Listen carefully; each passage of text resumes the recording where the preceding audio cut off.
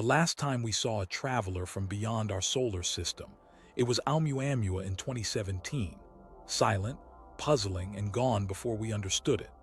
Now, in 2025, a new object has appeared, ThreeIAtlas.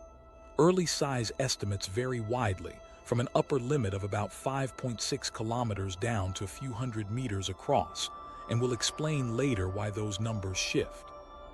When discovered, it was moving at roughly 137,000 miles per hour relative to the Sun, a speed that immediately marked it as interstellar. It's the third confirmed visitor of its kind, showing early cometary activity that contrasts sharply with Oumuamua's inert profile. Astronomers now face the challenge of studying it before it slips back into deep space, a task that began the moment an unusual signal appeared in Chile. A faint signal in Chile. On the night of July 1, 2025, the Atlas Survey telescope at Rio Hurtado, Chile, was carrying out its routine all-sky scan. Its wide-field cameras methodically swept the heavens, looking for any point of light shifting against the familiar backdrop of stars, most often near-Earth asteroids or long-known comets tracing predictable paths. But this time, the automated software flagged something different, a faint point moving in a way that didn't match the slow crawl of distant planets or the established tracks of cataloged bodies. Frame by frame, its displacement was clear enough to stand out from the usual finds. The system elevated the detection for human review, and astronomers on duty recognized it as a possible outlier. The object was given a provisional designation, a coded string beginning with the year and letters identifying the discovery sequence. At first, it was little more than a new entry in a survey log, except for its apparent speed across the sky. Detections like that often prove to be asteroids on elongated but still sunbound paths, or even stray high-orbit satellites caught in a deep sky exposure. But follow-up checks soon ruled out anything of that sort. When first reported, it was about 4.5 astronomical units from the Sun, roughly 410 to 420 million miles from both the Sun and Earth, well beyond Mars's orbit. Only a wide-field system like Atlas could have spotted such a faint object from that distance. Additional measurements refined its motion, and the results quickly began to diverge from the patterns expected of local objects. Pre-discovery images were traced back through archival data into mid-June 2025, extending its observed arc and sharpening the orbit calculations. Those calculations came back with an eyebrow-raising figure, an eccentricity near 6. In orbital terms, that's far beyond the threshold of one that separates closed, repeating paths from open, unbound ones. An eccentricity that high only comes from something entering the solar system at interstellar speed, and on a trajectory it will never repeat. Even so, early debate focused on what kind of body it might be. The first images showed no obvious coma and no tail, features that normally give away active comets when ices sublimate under sunlight. The steady brightness could have meant it was inert, like Oumuamua, which passed through without visible outgassing. But longer exposures hinted at the faintest of extensions along its track, just enough to keep experts from dismissing cometary activity outright. This uncertainty echoed the unanswered questions that had greeted both previous interstellar objects. Was this a fresh comet from another system, its surface ices intact, or a bare fragment knocked loose eons ago and worn smooth by its journey? Within hours of the initial report, news of the detection was circulating through professional networks. Observatories with clear skies, from Palomar's Zwicky Transient Facility to other Atlas sites, targeted the coordinates for immediate follow-up. Each independent set of measurements was logged with the minor planet center, reducing uncertainty in the orbit with every passing night. The trajectory was already clear enough to rule out an origin in the Oort cloud. Nothing gravitationally bound to the Sun could approach with its high inbound velocity. The numbers simply didn't allow for a local source. The process for confirming an interstellar origin follows well-established steps. collect multiple positional observations from different locations, combine the data for an accurate orbit, and check for any computational errors or alternative explanations. In this case, the sequence was completed with unusual speed. Just a day after the telescope team submitted the first official record, the International Astronomical Union released a formal circular acknowledging that the object's path was distinctly hyperbolic and unquestionably interstellar. The official name was set, 3I-Atlas, third in the sequence of confirmed interstellar visitors, I marking it as such, and the discovery credit going to the finding survey. With the designation came context. Oumuamua's visit had challenged astronomers to think beyond the tidy boundaries of the solar system. 2I/Borisov had offered a more familiar comet profile, bright and dust-tailed. Now 3I-Atlas, faint but measurable from hundreds of millions of miles out, became the next rare example. Its detection reinforced that the ejection of solid material from young planetary systems was not just theoretical. These objects were in motion around the galaxy, and on rare occasions, our orbits aligned to catch a glimpse. Even in the first week after discovery, 3I-Atlas was setting new marks. Spotted far earlier in its solar approach than any of its counterparts, it offered the potential for months, possibly close to a year, of observation. This stood in contrast to the weeks-long scramble after Oumuamua was already outbound and the more limited arc of Borisov. Early images captured it still inbound, well before the point of maximum brightness near the sun, giving researchers a chance to plan coordinated campaigns across different wavelengths.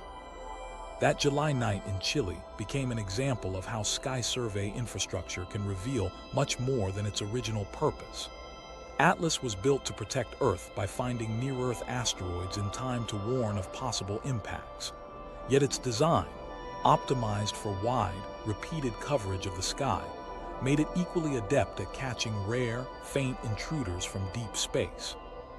The same vigilance that might one day give us advance notice of a hazardous rock had flagged a harmless but scientifically priceless cometary fragment from another star. The confirmation set global telescopes into action. Proposals for viewing time were filed. Spectrographs and high-resolution imagers would search for gas emissions, measure the composition of dust, and track fine changes in light to infer rotation. Space-based assets would attempt to follow it in wavelengths Earth's atmosphere blocks. All this effort was aimed at wringing every bit of data from a narrow observational window before the object dimmed beyond reach. The speed of its acceptance into the list of known interstellar visitors carried an unspoken weight. In less than 48 hours, it had moved from a tiny, anonymous smudge in the Chilean data stream to a scientifically significant visitor with a permanent place in record books. That acceleration, combined with details about its extreme orbit and place of origin, would not stay confined to academic circles for long. And as word began to spread outside the observatories, the wider public would soon form its own first impressions. Safe but strange. When official confirmation of 3I-Atlas reached mainstream outlets, coverage escalated quickly. Headlines leaned on phrases like alien comet and visitor from another star, often illustrated with dramatic visuals of blazing impacts or fiery streaks against a night sky. For those only catching brief glimpses in news feeds, the suggestion was hard to miss. Something distant, fast, and strange was now passing through our region of space. Within hours, questions began appearing across social media. How close would it come? Could it penetrate the atmosphere? Was there anything to prepare for? Even its designation, with coded numerals and a nod to interstellar origin, carried an air of mystery that captured more than just the interest of astronomy enthusiasts. That reaction is understandable. Only a handful of known objects have been confirmed as arriving from beyond the solar system, and their reported traits, high velocity, unfamiliar makeup, paths unlike anything normally seen, don't sound like the well-behaved residents of our local planetary neighborhood. The fact that 3I-Atlas was moving at such extraordinary speed compared with any typical comet fed a natural, if misplaced, sense of alarm. It is not a visitor from the Oort cloud following a predictable inbound path. It is material once bound to another star entirely, now sweeping through an unfamiliar domain. From the very first orbital calculations, however, one fact was clear. This object would not come close to Earth. Its projected path keeps it between about 1.6 and 1.8 astronomical units from our planet at its nearest, roughly 150 to 170 million miles. It never crosses inside the orbit of Mars, meaning there is no plausible collision scenario. This was the core of the message astronomers shared early, replacing the notion of a risk with the prospect of a purely scientific opportunity. In simpler terms, it would pass well outside our immediate neighborhood, distant enough that its presence could only be felt through telescopes. This safe separation allowed researchers to see 3I-Atlas not as an object to guard against, but as a rare sample from elsewhere in the galaxy. In actual planetary defense situations, observation time can be diverted into urgent probability modeling or even theoretical mitigation strategies. Here, every available hour could be devoted to refining orbit estimates, watching the Coma evolve, and examining the composition of any dust and gas released along the way. Its significance lies partly in its rarity. In the whole of the observational record, only 2 confirmed interstellar visitors preceded, Oumuamua in 2017 and 2I/Borisov in 2019. Both shaped our understanding in different ways. The first showed no activity yet behaved like a cometary fragment. The second looked more like an ordinary comet but came from an entirely different birthplace. 3I-Atlas offers another variation, an active comet passing through at a safe distance, observable for months rather than weeks. This combination makes it valuable for testing how various kinds of ice behave when warmed at different rates and distances from the Sun. Being farther from the Sun at perihelion than most comets we track is not a drawback. In fact, it lets scientists investigate the sublimation of less volatile ices, processes normally hidden by more aggressive activity in closer, hotter comets. With sensitive enough instruments, signatures of different molecules can be read from the faint glow of the Coma, while high-resolution imaging can measure the dust output that shapes the tail. Ground-based telescopes with large apertures and space-based observatories that can reach infrared and ultraviolet wavelengths without atmospheric interference will both play a part. Communicating these details helped shift public understanding. Observatories described the event as a chance to examine material formed under entirely different conditions, essentially, a delivered sample from another planetary system, no mission required. Underlining that such events pose no danger in this case emphasized the value of the same survey networks that protect Earth from hazardous asteroids. They not only guard against threats, but also capture fleeting opportunities for discovery. That said, the descriptive shorthand of alien comet isn't entirely wrong. In the strictest sense, everything about it, its chemistry, its formation process, originates beyond the Sun's influence. Its constituent ice and rock condensed around another star in a protoplanetary disk that may have had a different balance of elements and radiation conditions than our own. At some point, a gravitational interaction in that distant system must have ejected it into open space, where it traveled for millions, possibly billions, of years before intersecting our solar system's path. Each observation taken during its visit offers a piece of evidence for reconstructing that long journey. Over the months as it approaches and then departs, attention outside the science community will likely ebb. But for those tracking it, the work continues until it fades beyond the reach of even our best instruments, leaving only data sets and refined models. Those records will stand until the next interstellar object appears, ready for comparison and ready to inform an even quicker determination of threat or harmlessness. Whether the next example shows familiar features or surprises entirely, each one builds on the framework established by its predecessors. What remains especially notable about 3I-Atlas is how the removal of any collision risk frees focus to examine its more unusual properties. Beyond its coma and tail, the single most striking feature is its motion, faster than anything gravitationally bound to the Sun. That speed is not just a curiosity. It is a defining proof that we are watching matter from another star system making a one-time pass through ours, and its pace is unlike any comet native to the solar system. An interstellar speed record. In terms of raw motion, 3I-Atlas is in a class by itself, even among rare interstellar passers-by. The fastest long-period comets native to our solar system, including those diving in from the most distant reaches of the Oort cloud, might achieve 40,000 to 50,000 miles per hour as they skim past the Sun.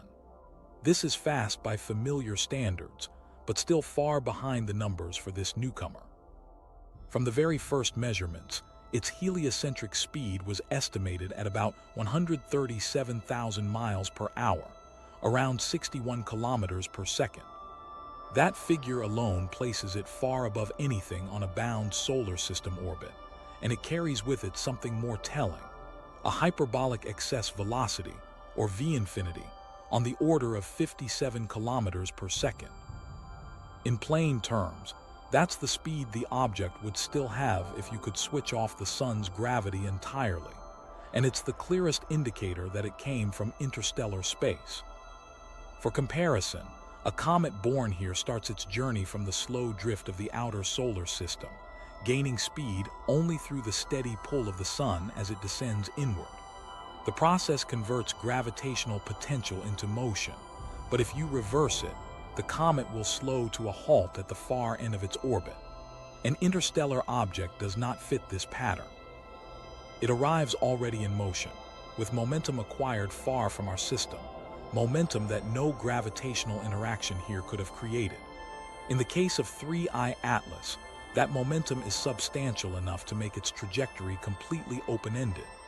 That leftover speed is the smoking gun that this object didn't form here.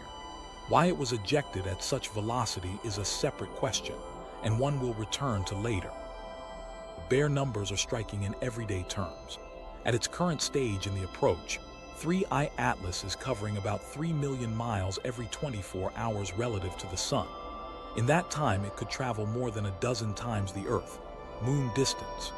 This rate of travel can't be matched by gravity-driven infall from even the remotest parts of the Sun's domain. It reflects a long history outside our system, one that has left it cruising through the galaxy until chance alignment brought it here. Its acceleration toward perihelion will push the velocity higher still.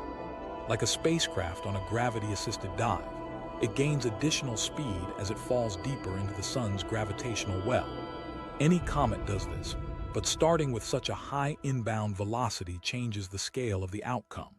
Near its closest approach to the Sun, the final figures will exceed even the impressive numbers we see now, setting it beyond the reach of any speed record set by bound comets or asteroids. This comparison matters when putting 3I-Atlas next to its known predecessors. Oumuamua's smaller size and lack of visible coma made its speed all the more difficult to reconcile with a local origin. 2I/Borisov, a more familiar-looking comet, still arrived and departed faster than anything natively bound to the Sun. Yet in combining inbound pace, active outgassing, and a large estimated size range, 3I-Atlas stands apart as the swiftest active comet ever observed. As it accelerates into and out of the inner solar system, its path will be traced with a level of precision that pushes the limits of current tracking methods. That rapid motion has practical consequences for observation. Because its position shifts quickly against the star field, telescope mounts must adjust with unusual accuracy to keep it fixed in view during an exposure. Exposure times that work for typical comets risk blurring subtle details if the tracking lags for even a fraction of a second. The same factor will constrain the post-perihelion window, Once it swings past its closest point, it will recede into the outer darkness at a speed that removes it from range far sooner than most bodies on elongated loops. For scientists, the key point is that no combination of local gravitational interactions, whether with the sun, planets, or both, could impart this much hyperbolic excess speed to an object first formed here. That surplus energy is exactly what puts its inbound track above the parabolic threshold, the dividing line between bound ellipses and open-ended hyperbolas. And unlike parabolic orbits, which are just at the escape limit and no faster, this one overshoots it by a wide margin.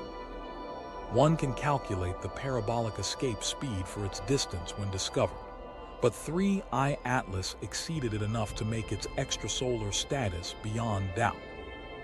This surplus tells a larger story about its past. It points to an ejection from its home system through mechanisms capable of delivering such a boost, possibly a gravitational interaction with a giant planet or with a close stellar companion.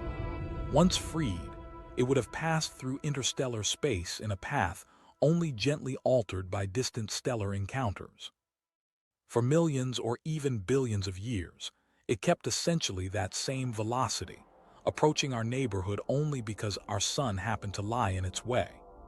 Each measurement of its position now can be run backward in time through orbital simulations, revealing probable approach vectors and setting constraints on its unknown point of origin. Because objects at this speed regime are rare to detect, each one becomes a reference point for population models of interstellar debris. Predictions suggest vast numbers of such wanderers drift unseen between the stars, most destined to pass through empty space forever. A lucky alignment lets us intercept one with our observations once in a great while. This scarcity makes every track and velocity reading valuable, not just for characterizing the object itself, but for refining how frequently planetary systems like ours eject icy bodies, and how fast those bodies escape into the galaxy.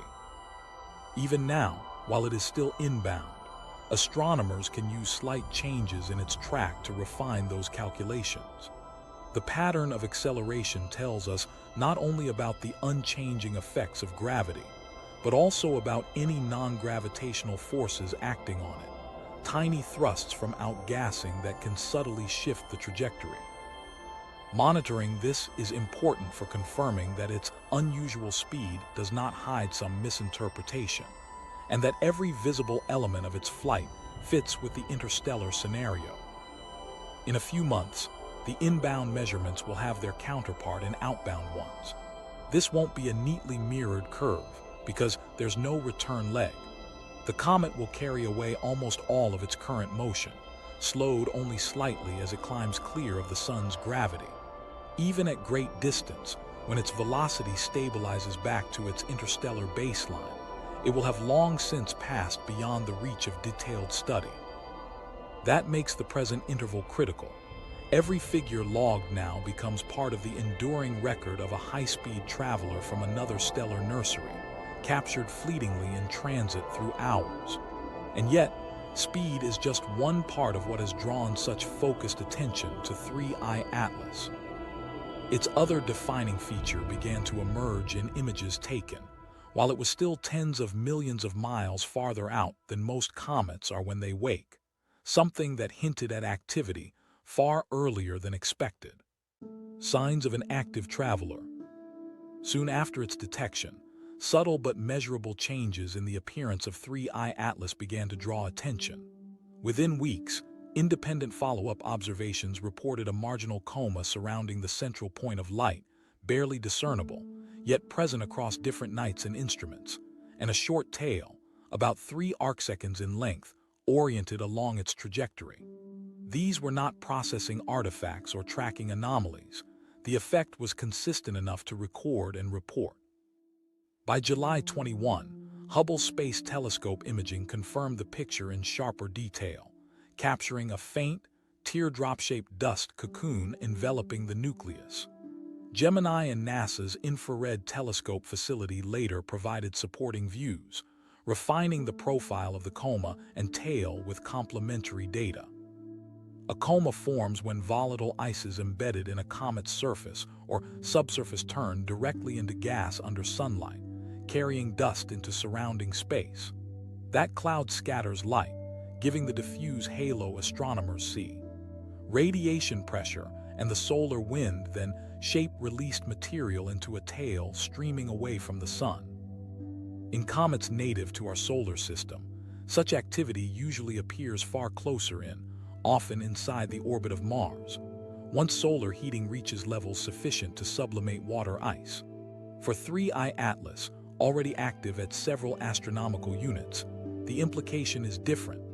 The earliest jets may be driven not by water, but by more volatile compounds such as carbon monoxide or carbon dioxide, which require much less heat to vaporize. Detecting them remotely would suggest a volatile-rich composition and offer clues about the environment in which the comet formed. The relevance of early activity is underscored by past encounters. Oumuamua's featureless passage denied astronomers any direct sample of its interior materials. Its nature remains debated to this day. When 3I-Atlas began to show signs of venting gas and dust before it even reached the inner solar system, it presented a rare chance to study an interstellar body in the act of losing material to space. Even a faint coma offers astronomers something tangible to analyze through spectroscopy of the gases and microscopy of the dust trapped in certain wavelengths. This shifts the target from a passive object reflecting sunlight to an active source, generating measurable emission lines that reveal molecular fingerprints. At the time of the first confirmed coma detections, the emission remained modest by usual cometary standards.